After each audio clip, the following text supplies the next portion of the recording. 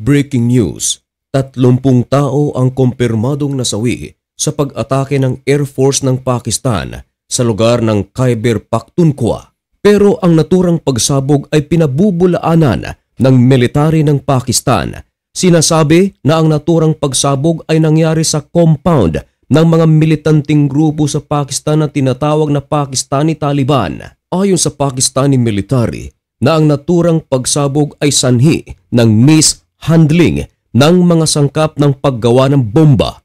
Ilang oras lamang ang nakalipas, lumutang ang mga saksi na ang naturang pagsabog ay airstrike pala na isinagawa ng Pakistani military at ang kanilang ginamit na pag-atake ay mga fighter jets na gawang China. Naglaglag ito ng 8 mga bomba sa pulang target. Marami ang nasawi.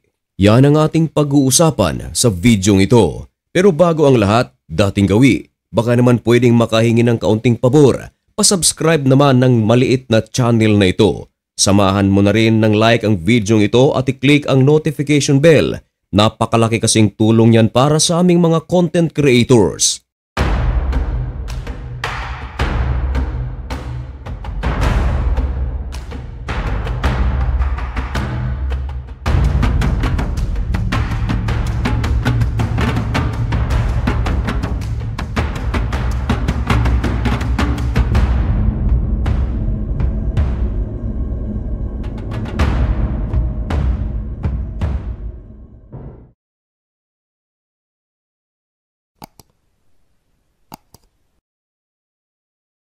Maligayang pagbabalik mga kaibigan.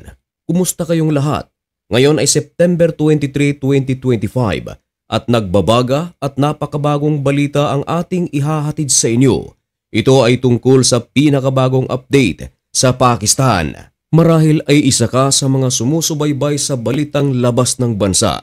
Nagdulot ng isang napakalaking condemnation ang gobyerno ng Pakistan sapagkat merong isang napakalaking pagsabog na nangyari sa Khyber Pakhtunkhwa na kung saan 30 katao ang kumpirmadong nasawi.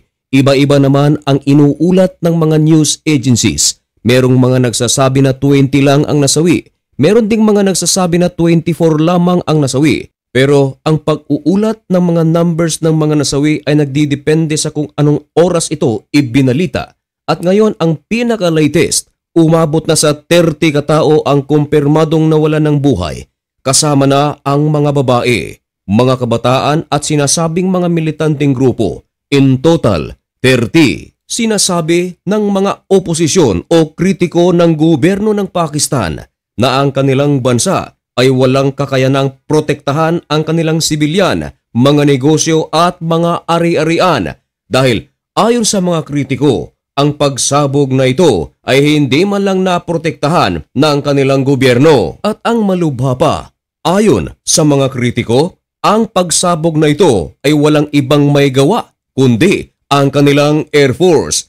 Issue ito mga kaibigan sapagkat mabuti sana kung ang mga nasawi ay mga rebelde. Pero ang problema mga kaibigan ayon sa ulat, marami sa mga nasawi ay mga sibilyan, kababaihan at mga kabataan. Pero upang maipagtanggol ng gobyerno ang kanilang sarili mula sa mga pagpuna, sinasabi ng gobyerno ng Pakistan na ang pagsabog na ito ay hindi raw gawa ng airstrike ng Air Force ng Pakistan, kundi ang naturang pagsabog ay nangyari sa compound ng mga militanteng grupo na nasa Pakistan na tinatawag na Pakistani Taliban. Sumabog daw ang mga sangkap ng paggawa ng bomba. At ang may-ari nito, walang iba kundi ang mga Taliban. Sa makatwid, pinapalabas ng Air Force ng Pakistan na ang may kagagawa nito ay mga Taliban. Sa pahayag ng Pakistani Air Force, mabilis itong ibinalita ng AP. Sa kanilang pamagat na explosion at Pakistani Taliban compound kills 24 including civilian,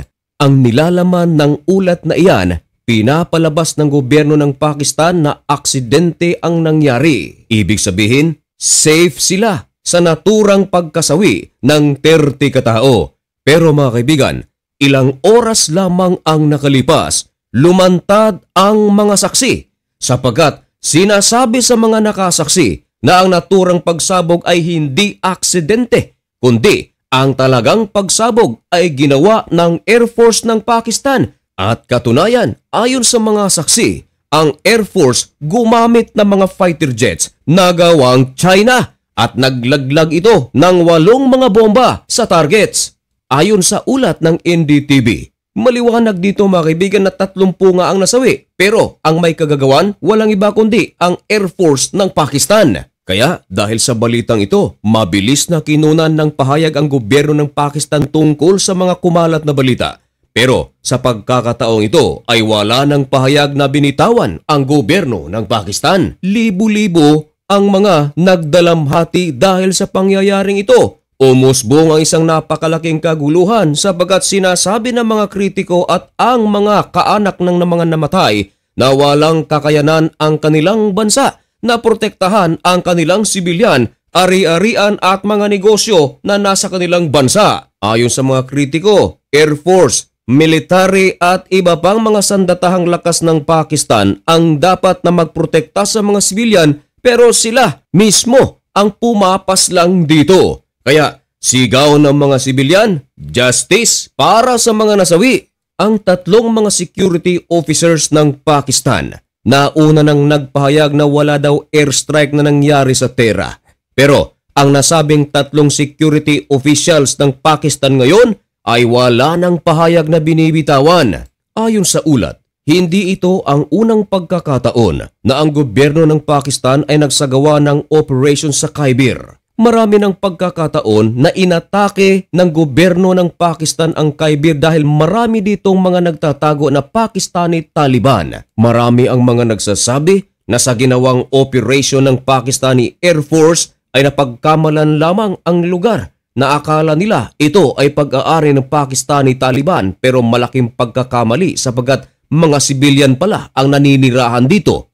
Ang malubha pa mga kaibigan, hindi pala ito ang unang pagkakataon na merong mga sibilyan na nadamay dahil sa operasyon ng Pakistan sa Khyber. Dahil noong Marso sa taong ito, March 10 to be exact, meron ding mga sibilyan ang nadamay dahil sa isang operasyon ng Pakistan sa Khyber.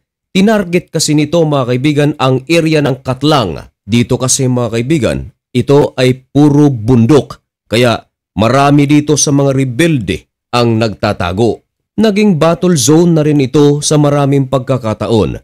Sa puwersa ng Pakistan at mga rebelde, mainit ang mata ng gobyerno ng Pakistan sa lugar na ito sapagat maraming mga manufacturing facilities dito at ang ginagawa ay mga bomba.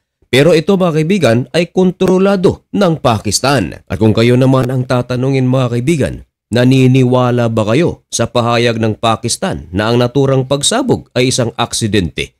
Taliwas ito sa mga sinasabi ng mga saksi na talagang ang gumawa ng pag-atake ay ang Air Force ng Pakistan. Ipaalam ang inyong mga komento dyan sa comment section at malugod ko po iyang babasahin. At mga kaibigan, hanggang dito na lamang muna ang video ito. May God bless you and thank you so much for watching. Goodbye.